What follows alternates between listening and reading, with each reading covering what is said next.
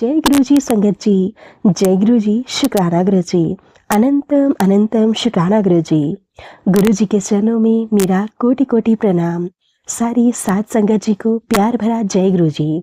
संगत जी, स्वागत है आप सबका गुरु जी की बेटी जैनी चैनल पर। आशा करती हूँ आप सब बिल्कुल ठीक होंगे। मैं भी बिल्कुल स्वस्थ हूँ। तो चलिए संगत जी, सबसे पहले हम गुरु जी का पावन मंत्र जाप करेंगे, फिर हम सत्संग को स्टार्ट करेंगे। ओम नमः शिवाय, शिव जी सदा सहाय। ओम नमः शिवाय, गुरु जी सदा सहाय। ओम नमः शिवाय, शिव जी सदा सहाय। ओम नमः शिवाय, गुरु जी सदा सहाय। जय गुरु जी, शुक्राना गुरु जी। अनंतम अनंतम शुक्राना गुरु जी। संगत जी, आप सबसे हाथ जोड़कर विनती है कि आप सबको सत्संग अच्छे लगे, प्लीज़ ज़्यादा से ज़्यादा शेयर करें, लाइक करें और कमेंट करना बिल्कुल ना भूलें। चैनल पर नए होंगे तो चैनल को सब्सक्राइब करें, नोटिफिकेशन के लिए बेल आइकन को प्रेस करें ताकि आप सबको गुरु जी के आने वाले सभी सत्संग की नोटिफिकेशन मिल सके और आप गुरु जी के प्यारे प्यारे ब्लेस्ड सत्संग सबसे पहले सुन सकें। संगत जी, सत्संग भेजना चाहते हैं तो नीचे डिस्क्रिप्शन बॉक्स में मेल आईडी और व्हाट्सएप नंबर दिया गया है। आप हमें टाइप करके या फिर लिखकर या शांत वातावरण में ऑडियो रिकॉर्ड करके भेज सकते हैं। गुरु जी की ब्लेसिंग से आप सबके सत्संग जरूर शेयर किए जाएंगे। जय गुरु जी, शुक्राना गुरु जी। अनंतम अनंतम शुक्राना गुरु जी। तो चलिए संगत जी, अब हम संगत जी के द्वारा भेजे हुए बहुत ही प्यारे से रिकॉर्ड करके भेजे हुए सत्संग को सुनते हैं।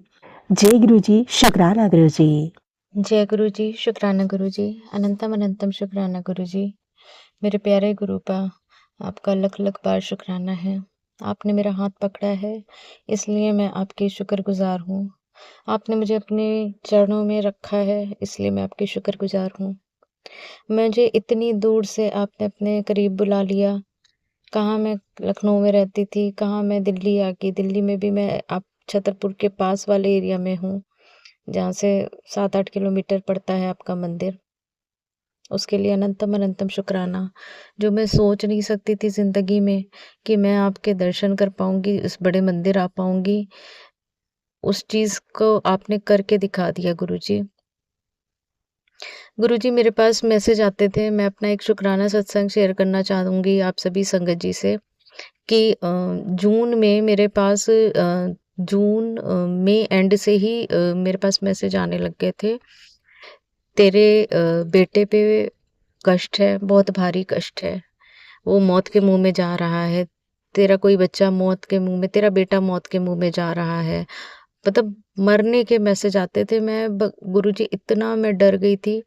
मेरा बड़ा बेटा बहुत मतलब दिल से गंदा है मेरे लिए। मैं किस तरह बोलूँ कि वो मेरे से खर्चे करवाता है और अपने आप को शो करता है कि मैं मर जाऊँगा, मेरी ज़िंदगी ख़राब है, ये है, वो है।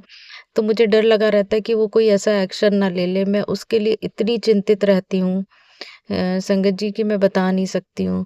तो मेरा ध्यान उसी की तरफ जा रहा था कि वो कुछ गलत ना कर ले, कुछ गलत ना कर ले।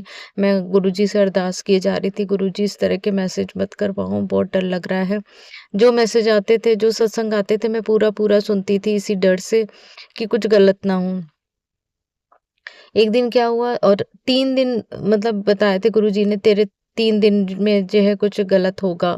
और उसी 3 दिन में तीसरे दिन क्या हुआ कि मेरा छोटा वाला बेटा साइकिल चलाने गया और कुछ गुरुजी ने ही ऐसे उसके मुँह से करवाया था कि उस दिन मैं घर पे थी, ऑफ़िस नहीं गई, उसने छुट्टी दिलवा दी मुझे।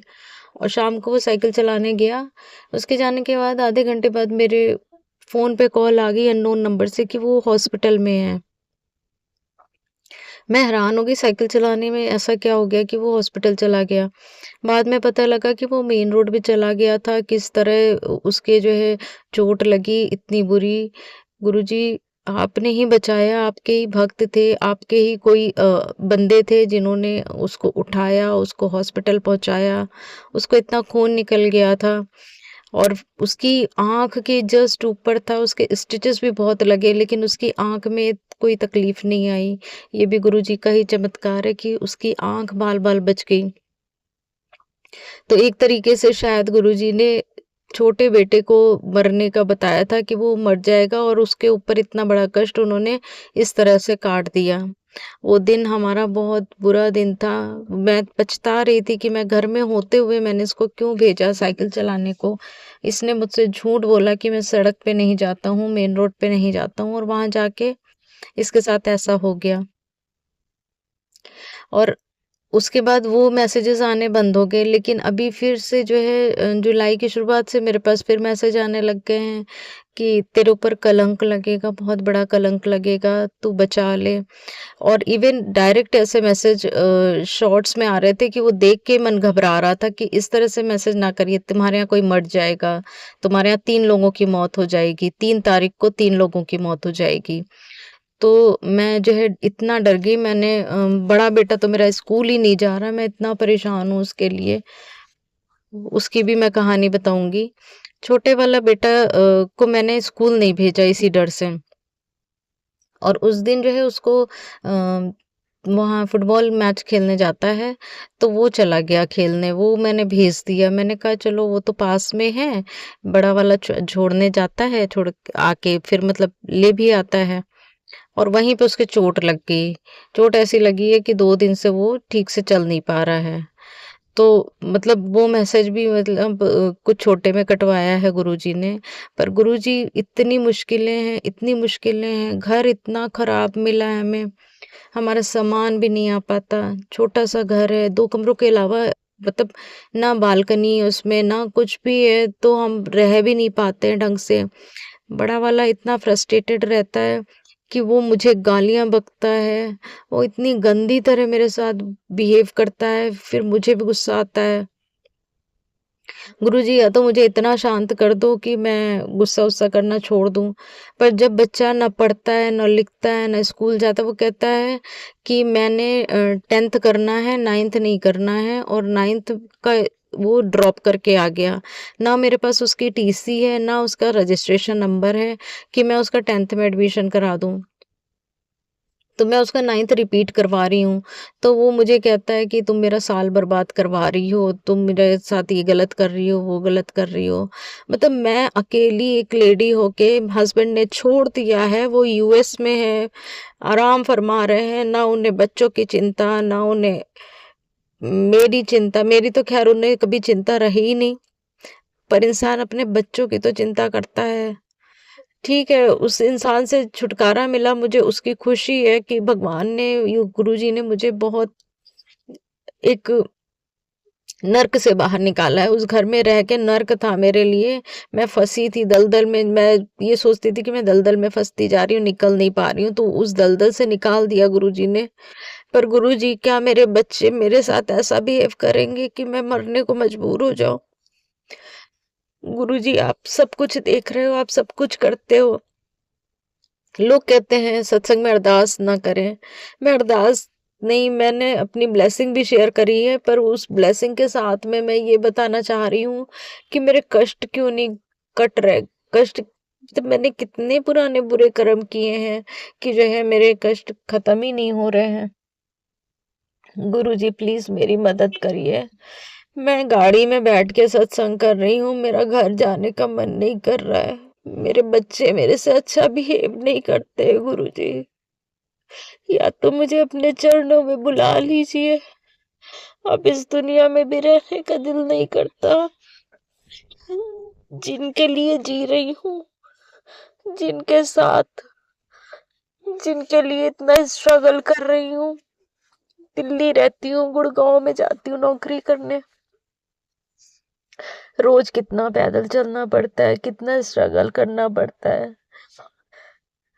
इनको कुछ नहीं पता लगता। अरे कुछ पता ना लगे तो कम से कम एहसास तो करें कि मेरी माँ के लिए ये सब कर रही है, हमारे लिए कर रही है। हमें कुछ करके दिखाना चाहिए।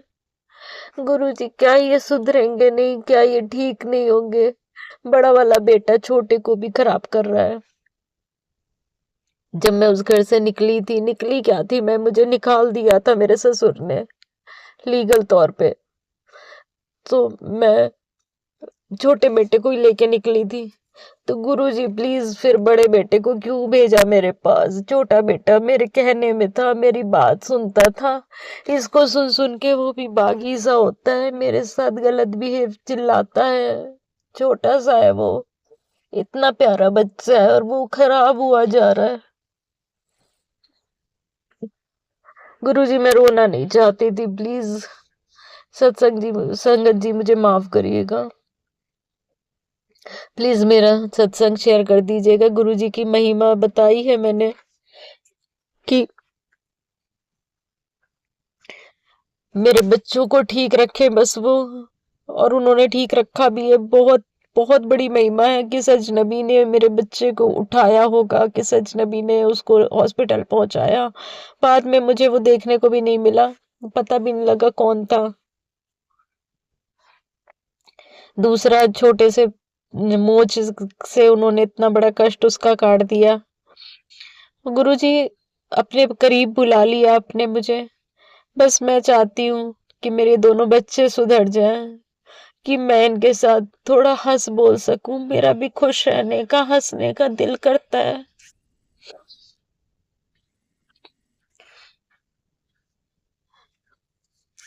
बाकी मैं अब अपना सत्संग खत्म करूंगी गुरुजी के मंत्र जाप के कारण। बोलने में मुझे कोई गलती हुई हो तो प्लीज मुझे माफ करिएगा। संगत जी मेरा सत्संग शेयर कर दीजिएगा। पहले भी संगत को सत्संग शेयर किए हैं, मुझे खुद पता नहीं कि मेरे संगत ने सत्संग शेयर किए या नहीं किए, कुछ नहीं पता मुझे। ओम नमः शिवाय। शिव जी सदा सहाय। ओम नमः शिवाय। गुरु जी सदा सहाय। ओम नमः शिवाय। शिव जी सदा सहाय। ओम नमः शिवाय। गुरु जी सदा सहाय। मैं एक बात बताना भूल गई, मेरे पास बहुत मैसेज आ रहे थे, कुड़िए तू शुक्राना कर, तू शुक्राना कर, तू शुक्राना नहीं करती। तो मैं इसीलिए रोज सोचती हूँ शुक्राना करूं, और रोज ही रह जाता है, इसीलिए मैं आज याद से शुक्राना कर रही हूँ।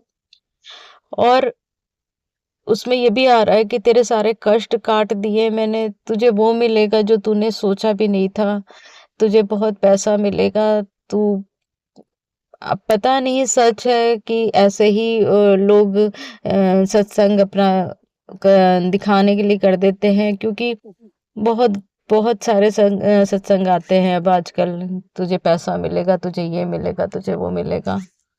तो मुझे नहीं पता वो गुरुजी की वाणी है कि लोग ऐसे ही भेजते हैं, पर गुरुजी मुझे पैसे की सख्त जरूरत है, ये आपको पता है।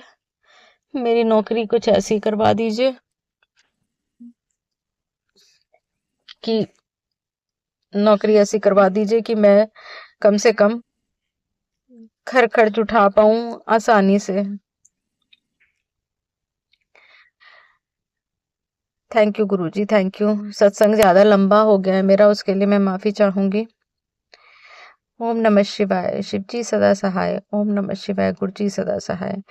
मुझसे कोई गलती हुई हो तो मुझे माफ करना संकट जी, मुझे माफ करना गुरु जी। थैंक यू आप सभी का, जिन्होंने सुना उनका भी थैंक यू, जिन्होंने मेरा संगत से शेयर किया उनका लख लख शुक्राना। गुरुजी उनको ब्लेस करना, ढेर सारा ब्लेसिंग देना उन्हें। Thank you.